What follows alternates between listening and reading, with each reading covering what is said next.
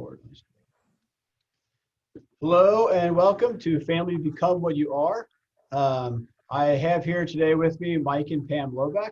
And so in the past episodes, we've talked about kind of the foundation of what is God's vision for family life, our call to holiness, not just for priests and sisters, but also for lay people, for married people, and also some ideas on how to pray. So now we're moving to a very somewhat different topic, might be unexpected, but family and finances and how that might relate to our faith life as well. So like I said, this is Mike and Pam Lobeck, parishioners here at St. Ignatius. So they're going to share a little bit about some things they've come into contact with, some ideas, some principles, and how that has related to their family life. So Mike and Pam, how long have you guys been parishioners at St. Ignatius? Let's say 16 years. Mm-hmm. Okay, awesome. And then children, where are you at with family life in terms of children and number of kids? Well, we both are cradle Catholics. So I grew up at St. James White Oak, went on to Macaulay, and then to the Ohio State University in Miami for college. And then I am also a cradle Catholic. I grew up at St. Bernard's Church down in Taylor Creek, and went to LaSalle and went to UC. And we have 5 kids. Yeah, our paths crossed again about 15 years ago. And we have been married for 10 years. Okay. And to Mike's point, we have 5 children. 7 grandkids. Yeah, 4 of the children are married. 1's in Chicago, and then we have 7 grandchildren. Okay, nice. Very good. So obviously having children, always the question of finances, of money is a big question.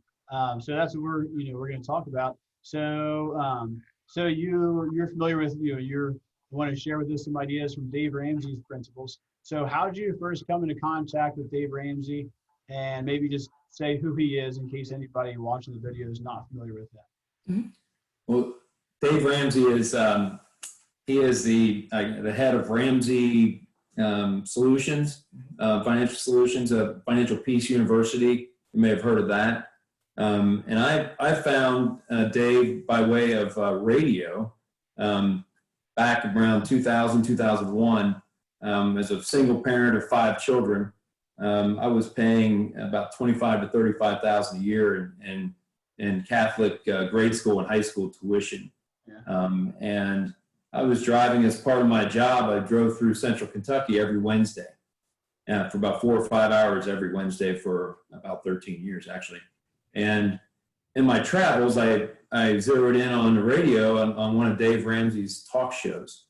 And it really, and right around 2000, 2001, it really hit home with me, because that was kind of a peak time for me for tuition, out-of-pocket tuition for 5 kids going through parochial school, or Catholic schools.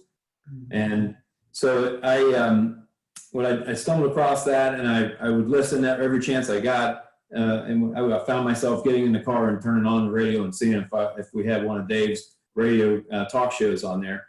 And that led to, I bought about 2 or 3 of his books, read those, front to back. And I never really formally went through one of his courses, but I did read the book, and I applied the principles. And it really helped. It helped me at that point in time with my situation at the time. Yeah, and later on, we volunteered at St. Vincent de Paul at the St. Ives chapter, and we found ourselves assisting a lot of the neighbors on both their food, shelter, and clothing, and really trying to understand and teach personal finances and budgeting. And we were using Dave Ramsey's principles. Mm-hmm. And just to try to get them back on their feet. And so we enjoyed teaching and giving people the knowledge to get out of debt, which has led us to Financial Peace University. Okay, yeah. So what are some of the principles of Dave Ramsey's, what are some of his financial principles? Well, first of all, I'm a saver. And so Dave's all about cash. And that hits home with me. I'm a saver. I've been a saver for my whole life. And so his strategies for working with cash and getting control of your budget and understanding where every dollar it goes or is accounted for it really hits home with me. And I just, at certain points in my life, I wasn't applying those principles. I let things get out of control. And so this helped me get back with a renewed focus, the basic fundamental finances and budgeting. Mm. And I think when you're good stewards of money and become financially free, you stop worrying about where your next paycheck's going to be, right? And so in return, you can spend a lot of time and energy on your happy, healthy, loving family and raise a culture of generosity. So it works out beautiful for all involved in the family. Yeah. Yeah, I know my wife and I came across Dave Ramsey when we were engaged. When we went to our wedding, a friend who came to our wedding, he gave us the book. I think it's Money Makeover. Gave us the book for our wedding gift. Anyway, my wife was a big reader. She plowed through it. She told me what it was all about. And the first thing was pay off your debt, pay off college loans, graduate school loans, and then start paying cash for things, which we've done. We haven't gotten to paying off our house. So I know that's like, I guess, one of those later steps. So I know those are some of the principles I'm familiar with. So yeah, were there other principles to add to that? Yeah, one of the things that I was able to put in place at the time during a critical time was to kind of bring all the kids together and say, hey, we're all in this together. We only have so much to work with when it comes to money and finances. Mm-hmm. As a single parent of 5, I told the kids that I would match them dollar for dollar, every dollar they put in the bank until they turned 16. And that encouraged them to go out and babysit and shovel driveways and cut neighbors' lawns for cash. And so then I would match every dollar that went into the bank. And then once they turned 16, I told them that I would match them dollar for dollar for every dollar, or for every dollar that they put on the table toward a car. And I would match them dollar for dollar for insurance and for car repairs. And then that led to college tuition. 50-50. Yeah, mm-hmm. On a 50-50 basis. And with that came some other ground rules that I established, or we established in the family, to help us get through those years, because those are some heavy years, heavy spending years. Mm-hmm. You can imagine 5 kids and cars. Each one gets a car. Each one has, high school and college tuition, things like this. Mm-hmm. Some of the ground rules that we established was that, number one, we pay cash for cars, and we pay cash for college, no student loans. A third one was we work to save during the off season from sports, because they all played sports through high school. One of them played sports in college. But during the off season was their time to make money. Mm-hmm. And they had to have so much money set aside before the season began so that they could survive through the season. And so they learned budgeting very quickly. Mm-hmm. They learned budgeting when they were 15, 16, 17 years old. And because that played a role in this whole thing. Yeah. But one of the other principles was that cash is king. It's a means to an end. Okay, and it's not the end all, but it's a means to an end, and it helps you sleep at night. Mm-hmm. If you have cash on hand when an emergency arrives, it's not a matter of if the emergency arrives, it's when the emergency arrives, because emergencies do happen. If you have that cash on hand, then you can actually get through that emergency in a less stressful environment. Yeah, I mean, go ahead. I was just going to say a prime example. Our one daughter, our youngest daughter, had a really good savings account. And one day she came home from high school and she was in a minor fender bender. And her half, her 50%, was $600. And she came to us and said, do you know it's going to take me 2 weeks of work to make that $600? To replenish your bank account. And we both looked at each other and smiled, and we said, she just learned the lesson of quantifying the value of money. What do you mean by that same word? What do you mean quantify? She understood that she had to work 2 weeks for $600. Okay. So she already understood how much she had made. Her money was there. She just had to replace it, right, and work 2 more weeks to replace that money. Yeah. So Yeah, I love that. So they're learning budgeting by necessity. With the off season of sports when they're working, and then they're seeing the need for having cash on hand for emergencies. Mm-hmm. And I know that's a huge part of family life is just financial stressors, how that stresses relationship in the family, with relationship with kids and with our spouse. Yeah. So any other ways this has affected your family life or implemented in your family life? well, a little note to Pam's point.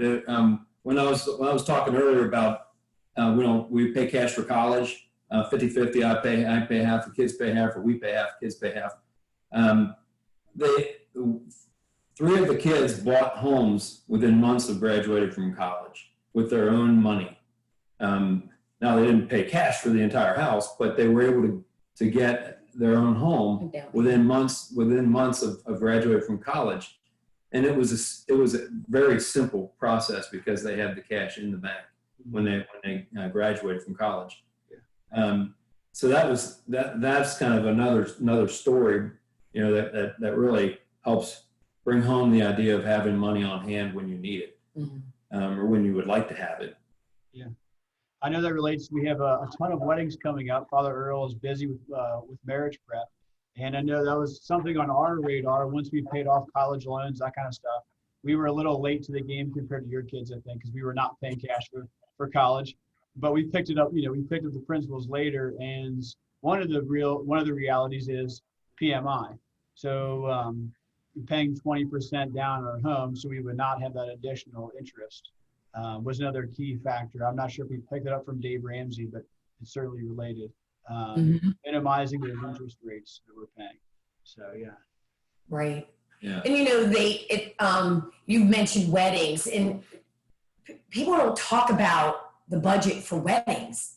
They always talk about college and cars and homes, but all of a sudden you have your kids out of college and you sit back and go, oh my gosh, the next phase is weddings. And we have 5, 4 are married.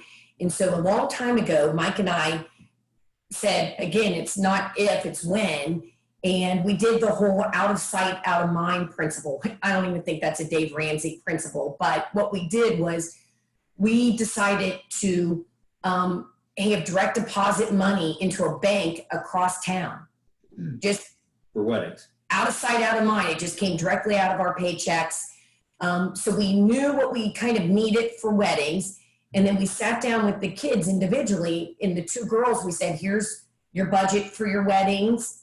And then the boys, here's your budgets for the weddings. So everyone had the exact same budget, everyone knew, but at the same time, we were off to the side building up our cash, and we paid cash for all 4 weddings. Wow, that's great. You have to plan well in advance, but it was one of those things where if you just do a little bit over here, $100 here, $100 there, it'll pay off. Yeah, that's awesome. So yeah, we kind of talked about this next question, I think. What concrete decisions or changes did you make in your family life? Was that kind of what you were just covering there? Well, yeah, that was the paying cash for cars, college, Weddings.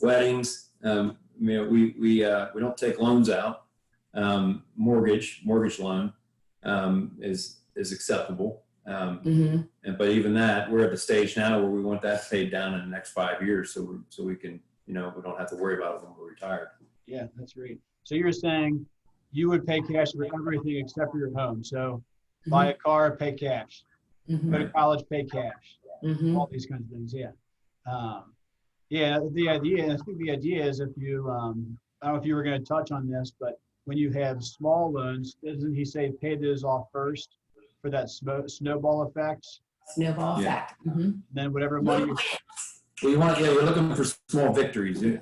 And that's the interesting thing about this is when you get into it, he's all about small victories, Dave is, and that is it's a psychological process, and so you have victory, you have small victories that turn into bigger victories, and that it literally is a snowball effect, is what you end up with, to the point where now if you want to go buy a very nice car, if you have cash, you can really get a good deal on a car because you've got cash and you can close the deal right then and there.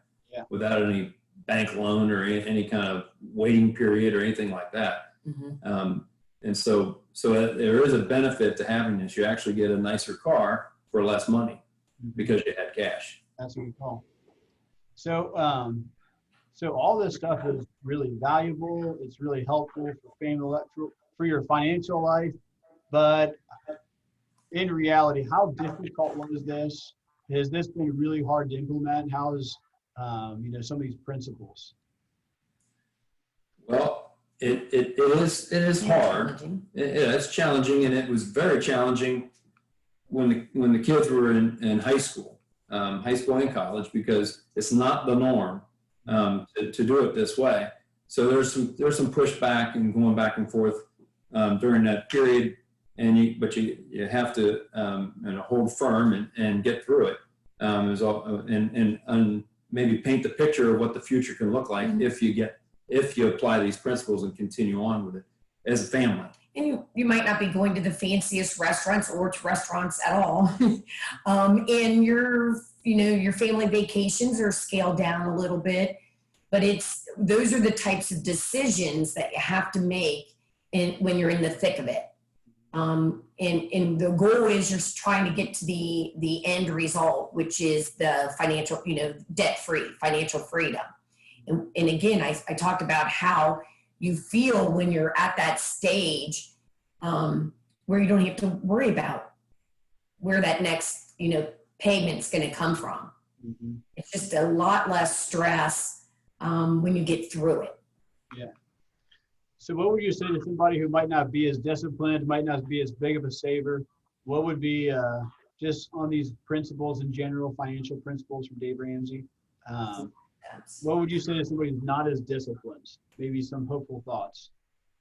Small steps. Baby steps. Yeah, look for the baby steps, small victories. His first baby step is save $1,000. You can walk around your house and find clothing or things that you don't use or that are just sitting around that you could probably sell on Craigslist or Facebook Marketplace or any of these websites that you can just get some cash in the bank to give you a little bit of, comfort. Yeah. So small steps. Nice. Yeah. I call it being able to sleep at night. Be able to sleep at night. Yeah. That's great. So, and then kind of switching gears a little bit. So we're talking about family life, in the context of being a Catholic family. So how do you see this relating to your faith life and being a disciple of Christ? Well, as Christians, we are challenged to be good stewards of our time, talent, and treasures, right? In this case, treasures. And although it is also our talent and our time, how are you spending your time? And how you spend your time can help you with your financial side of it. Yep. So we're challenged to be good stewards of time, talent, and treasure. In Dave's principles, it turns out, his strategy enables us to do that as Christians, and enables us to have a kind of a discipline and a spiritually based discipline in this case that helps you overcome some of the temptations that you end up finding yourself in with regard to money. Yeah. And you then once you have this series of victories and you start to get on the other side in the last stages of the baby steps, then you can apply those principles and help teach those principles to other people. And like, for instance, our kids, they know the principles, and they know the discipline behind it and why. Yeah. And so now hopefully they can tell two friends and they can tell two friends and so on, which is another one of God's callings is we pass on the Christian faith. Yeah. And in this case, we're passing on our time, talent, and treasures. We're paying it forward and encouraging others to pay it forward when they have success with the program. Yeah, I love that. I think another way of saying that would also be that it teaches us the virtue of simplicity, the Christian simplicity. Like St. Paul says, I learned how to, I forget the exact quote, but I learned how to be content in all things. I can go with little or with much. I can be content in all things. And like you said, maybe taking baby steps, maybe maybe that is eating less at a restaurant makes that difference, or less special coffees at Starbucks or Biggies. And I think the other thing that you had mentioned at the beginning, maybe you're still wanting to tie this in, is when we live simply, we have discipline, and we use prudence to think about our decisions. Is this a good decision or not? Is this responsible? Then once we've done that, then we can pass that on to other people. But then also, then it enables you to be generous, which I know is something you guys talked about when we met. So can you say a little bit about that? Well, that's where, when you finally find your God-given vocation, and in our case, it's to teach, you can imagine what you can accomplish when you're debt-free. And so that allows you to be more generous, not only with time, but with your money. And you see how other people can benefit. And I mentioned earlier, we were involved with St. Vincent de Paul with food, shelter, and clothing. And those are your staples. And it's, when you are able to give and help people get back on their feet and see what your generosity can accomplish. And to Mike, Mike said it earlier, paying it forward, it's a beautiful thing. Yeah. And so, being generous can come in all different forms. It doesn't have to be money. It can be time, energy, and spirituality. Yeah, sure. Yeah. And I love that sometimes we separate, we sort of compartmentalize our faith. We say, my Catholic faith is I go to Mass on Sunday for an hour. But just seeing how really even these daily decisions of your finances, vacation, meals, savings, all that stuff, amazingly, is all wrapped up in our life as Christians, in our life of discipleship. Like you had said, Mike, the idea of stewardship, that really everything that we have came from God. Even the mind you have to think about preparing a budget, the intellect you have is a gift from God. All the resources, even everything we look around the world, every resource didn't even come from us. We're receiving something first before we can even do anything. So just the idea of stewardship, that actually everything is a gift from God in the first place. But then we have a call of our free will. What decisions am I going to make? And how am I going to be simple, be disciplined, exercise prudence, and then also be generous and pass it on, like you said. Yeah, I think that's awesome. So what about, can you tell us, so we're going to be hosting a class on this at St. Ignatius. So can you tell us about Financial Peace University, kind of the nuts and bolts, and if somebody's interested, how they would sign up? Sure. So Financial Peace University is a 9-week class. It'll walk you through Dave Ramsey's 7 baby steps to financial freedom. We're doing them we're doing the Financial Peace University, or FPU, on Thursday evenings from 7 to 8:30 p.m. starting March 4th through May 13th. You can sign up. We'll have a unique class link on our advertisements. Bulletin. And in the bulletin, you'll see that. You just click on that and you can sign up for the class. The cost is $59.99 for 9 weeks. $59.95. Yes, $59.99 for 9 weeks. And that includes the 3-month membership through Dave Ramsey. So that has more resources online, budgeting kind of stuff. Yes. Lots. Every dollar counts budget, the actual Financial Peace learning tool, and all the other tools that he walks us through during the class. Awesome. Yeah, anything to add to that, Mike, about the FPU? Well, we're not sure how this is going to go yet because we haven't had our first class, but we're hoping that this helps, a few people, a few families get control of their finances so that they can lead less stressful lives, because we do know how stressful it is, especially when you have kids that are going through grade school, high school, and college. But the key to this is to try to reduce the stress as it relates to finances. And when you reduce the stress as it relates to finances, you have a more calming presence about you, and you're able to carry out God's work. And that's the whole idea behind this. Yeah.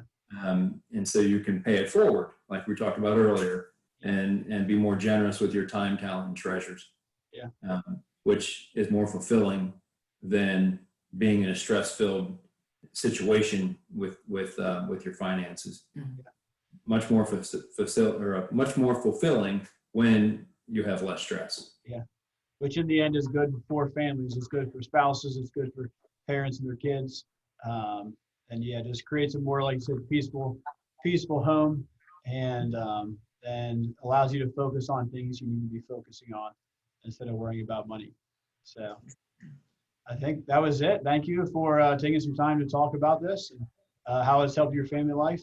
And people can look at the bulletin, Financial Peace University, if they want to sign up for the class starting in March.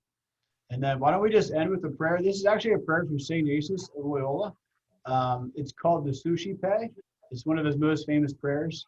And we can just end with this. In the name of the Father, and the Son, and the Holy Spirit. Take, Lord, and receive all my liberty, my memory, my understanding, and my entire will, all that I have and possess. You have given all to me. To you, O Lord, now I return it. All is yours. Dispose of me wholly according to your will. Give me only your love and your grace. This is enough for me. In the name of the Father, and the Son, and the Holy Spirit. Amen. All right. Thank you, Mike and Pam. Take care. All right. Thank you. Take care.